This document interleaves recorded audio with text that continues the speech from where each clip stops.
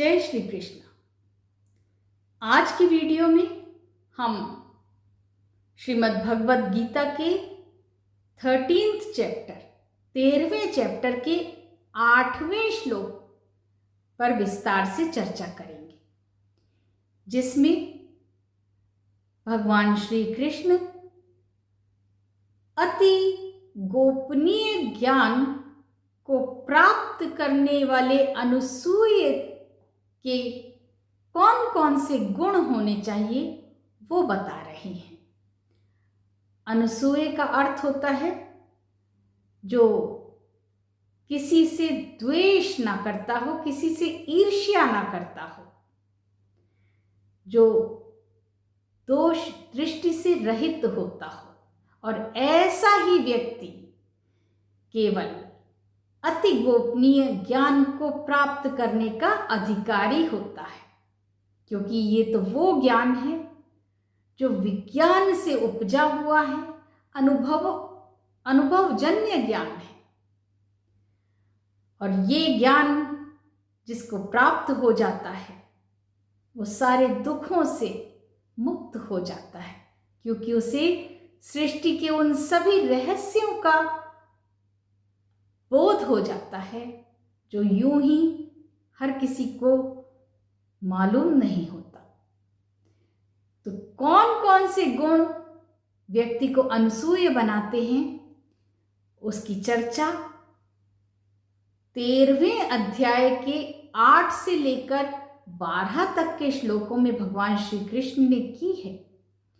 हम आज 8वें श्लोक को समझेंगे अर्थ सहित और भावार्थ सहित। अगले वीडियो में 9वां श्लोक और इसी तरह से एक एक करके अलग अलग वीडियो में हम 12 श्लोक तक पहुंचेंगे, क्योंकि ये बहुत ही मुश्किल बातें हैं जिन्हें केवल सुनने से काम नहीं चलेगा, आपको आत्मसात करना पड़ेगा। इसीलिए एक साथ सारे श्लोकों को नहीं बताऊंगी, एक एक करके बताऊंगी जिससे आपको समझने में आसानी हो। तो सबसे पहले मैं इस 8वें श्लोक का वाचन करती हूँ। उच्चारण पर ध्यान दीजिएगा, क्योंकि उच्चारण श्लोक में बहुत मायने रखता है, जरूरी होता है। अमानित्वम अदम्भित्वम अहिंसा शांतिरार्जवम् आचार्योपासनं शौचम् स्थैर्यम् आत्मविनिग्रहः। और अब हम इन सभी शब्दों का अर्थ और भावार्थ जानेंगे। एक बार भावार्थ मालूम हो जाने से इस श्लोक में भगवान श्री कृष्ण क्या कह रहे हैं समझने में आसानी हो जाएगी। अमानित्वम, इसका मतलब होता है विनम्रता, अम्बिलनेस। अदम्भित्वम अर्थात आडंबर रहित होना, फ्री फ्रॉम हिपोक्रेसी। और यहाँ आडंबर रहित ये शब्द समझना बेहद जरूरी है। वो व्यक्ति जो कहता कुछ और है और करता कुछ और है, वो आडंबर करता है, दिखावा करता है, और ऐसा व्यक्ति अति गुह्यतम ज्ञान का प्राप्त करने का अधिकारी नहीं हो सकता, क्योंकि वो झूठ बोलता है। अहिंसा यानी हिंसा से दूर, नॉन वायलेंस। और यहाँ अहिंसा यानी नॉन वायलेंस केवल कर्म से नहीं है, बल्कि मन से, वचन से भी है। अगर मन में भी किसी के लिए गलत विचार आ रहे हैं कि देख लूंगा, वक्त आने पर समझ लूंगा, तो वो भी हिंसा ही कहलाएगी, क्योंकि विचारों की तीव्रता अगर मन में होगी तो वचन में भी होगी। वचन से भी हम अगर किसी को मारने की, उसके साथ बुरा करने की बात कहते हैं तो वो भी हिंसा है। सिर्फ हाथ उठा देना, किसी को मार देना ही हिंसा नहीं है। वचन से भी किसी को आहत करना हिंसा में ही आता है। और मन में अगर गलत विचार होंगे किसी के प्रति, दूषित विचार होंगे, उसको तकलीफ देने के, उसके प्रति गलत कार्य करने के विचार होंगे, तो वो वाणी में भी प्रकट होंगे और फिर वो कर्म में भी प्रकट होंगे। तो ऐसी हिंसा से मन, वचन और कर्म तीनों को दूर रखना ही अहिंसा है। शांति अर्थात क्षमा देने वाला, फॉरगिविंग, जो किसी की गलतियों को क्षमा कर सके, वही तो बड़ा होता है। आर्जवम अर्थात सरल, सिंपल व्यक्ति। और सरल या सिंपल कौन होगा? जो विनम्र होगा, जो आडंबर रहित होगा, जो दूसरों को क्षमा करने वाला होगा, वही व्यक्ति सरल हो सकता है, क्योंकि वो दिखावा नहीं करता। उसके मुहावरा है ना कि हाथी के दांत खाने के और दिखाने के और, ऐसा नहीं होगा। जो बोलेगा वही करेगा। आचार उपासना अर्थात गुरु की सेवा करने वाला, सर्विस ऑफ गुरु। और यहाँ गुरु का अर्थ भगवा पहनने वाले, उपदेश देने वाले या सफ़ेद कपड़ों में उपदेश देने वाले व्यक्ति से नहीं है।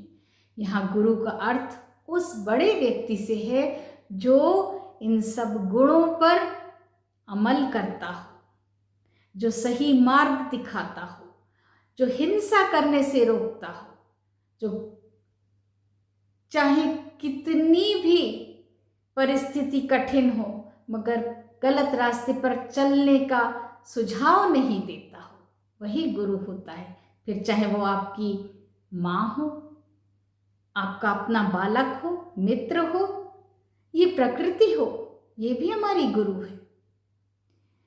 तो नियमों का पालन करने वाला, सही मार्ग दिखाने वाले उस गुरु की सेवा करना बहुत ज़रूरी है। आर्जवम मैं बता ही चुकी हूँ आपको, सरल या सिंपल। शौचम, शौचम का अर्थ होता है क्लीनलीनेस, शुद्धता, पवित्रता। और यहाँ शुद्धता किस चीज़ की? मन और शरीर की शुद्धता। केवल बाहर से शरीर को स्वच्छ कर लेने से मन स्वच्छ नहीं हो जाता। मन का स्वच्छ होना पहले जरूरी है। किसी भी प्रकार के कुत्सित विचार, किसी को दुख देने के विचार, इन सब से अपने आप को मुक्त करना शौच कहलाता है। जब इस प्रकार की शुद्धता हो जाए तो शरीर की शुद्धता करिए और उसके बाद ही ज्ञान प्राप्ति के अधिकारी बना जा सकता है। आत्म यानी स्वयं, सेल्फ, और विनिग्रह माने संयम, कंट्रोल। तो सेल्फ कंट्रोल ये भी बहुत जरूरी है।